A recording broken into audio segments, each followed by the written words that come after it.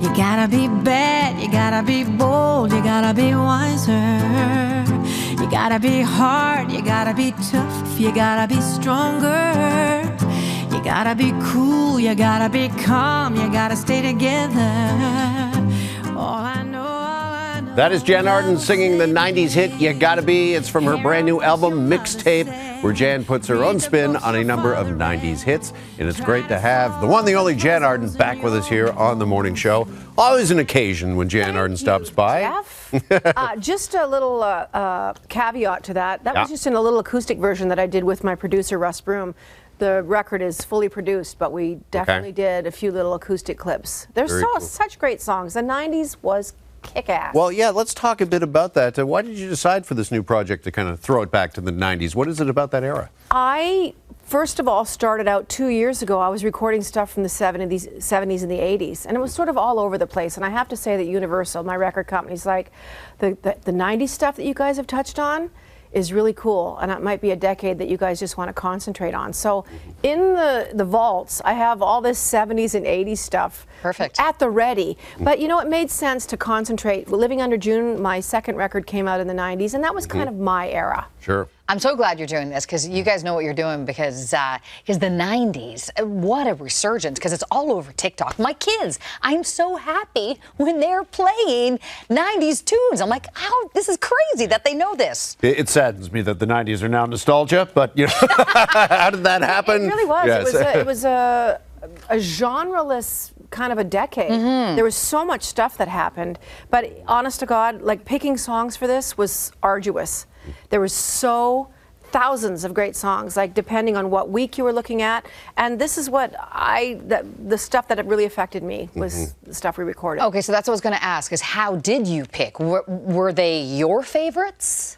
Russ and I started a list, and we kept sending songs back and forth to each other, and I'd go, oh yeah, oh my God, that's great too. And then I just thought, what really struck me, like I remember going to Europe on Living Under June, the first time I'd even gone overseas, and Gotta Be was on a music channel in Germany. And I was just riveted by this woman singing this song. And so moments like that kind of stuck with me, kind of, oh, I wish I would have done that song, wish I would have written that song, and you're influenced somehow by it. So all these songs kind of struck me in the heart at some point, somewhere along the line. Show Me Love. Such a good song. I always wanted to be a dance hit artist. But Robin is amazing. One thing I want to say quickly about that song, singing the chorus, well, singing any of these, you're like, is that the lyric to this? Because we have our own ideas of what lyrics are. So when I was singing the chorus, show me love, show me life, come on baby, show me what it's all about. You're the one that I've ever needed. Which is not correct English, but Swedish. So I think they kind of just thought, no, this works better. Sure. You're the one that I've ever needed. And I said to Russ, should we change it? He goes, no, you can't change it. Right. He said, you just sound like an idiot. Just sing it. Well, speaking of that, what does make a good cover? Because I think, you know, for it to be a really great cover, you as an artist have got to somehow make it your own, right? Yeah, for sure. Well, you know, it's probably a good idea to just choose artists that are dead. And that way, you know, you're not offending anyone with your really terrible versions. But I think people need to know it. There has to be some familiarity. There's no point in me cutting a record of all these obscure songs that no one's ever heard of. I think the whole point is feeling nostalgic, thinking back to an easier time in your life, thinking back to, you know, your brain has to think about new music. It really does. It's like, do I like this? What's this lyric? What's the melody? Covers, it's like that, you can just breathe, let the music kind of just take you over and think about, I know where I was when I heard that the first time. And like you said with your kids, Carolyn, it's like they're listening to stuff that was pretty instrumental in your life. Yeah, and then they see me bust a move. Actually, that was a great 90s tune. Well, let's do that dance. Was that 80s? On. Was it? I don't know, maybe early 90s. The new album, Mixtape, is taking us back to the 90s. So, Jann, we thought maybe we'd go back in time with you for a few moments here. Okay. Okay, we're going to do a little something we are calling 90s Moments with Jann Arden.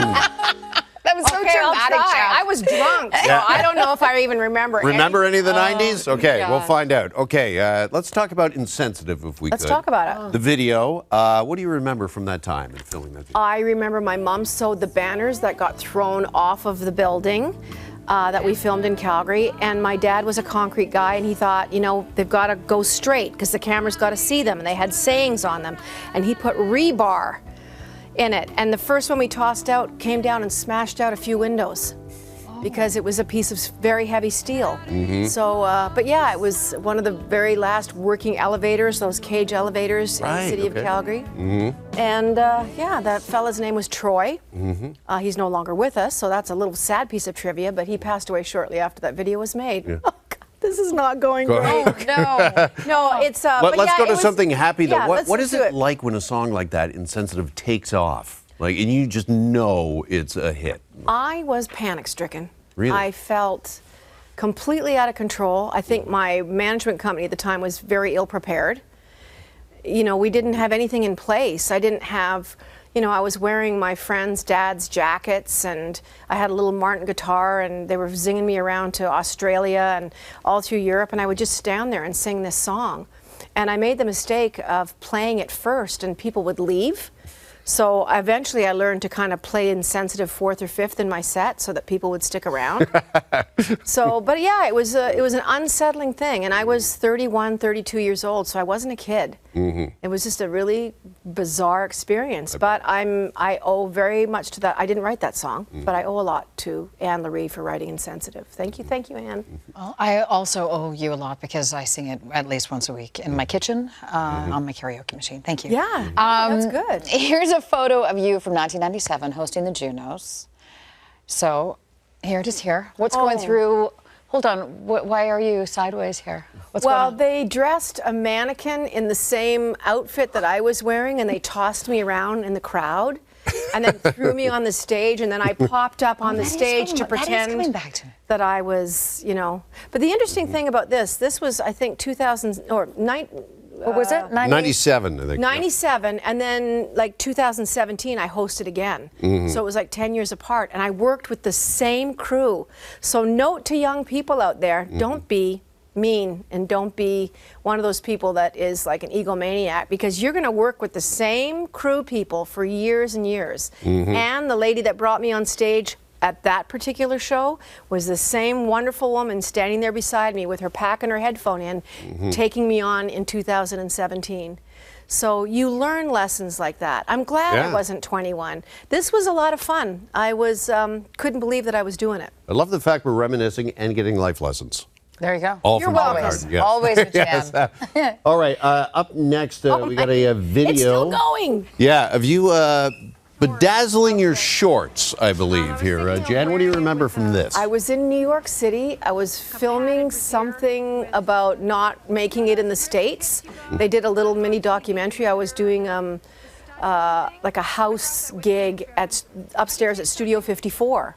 And so the crew was following me around for days at a time. And of course, I think I went into a little clothing store, and I'm just hamming it up, picking up shorts that are definitely not long enough to cover what they should be covering.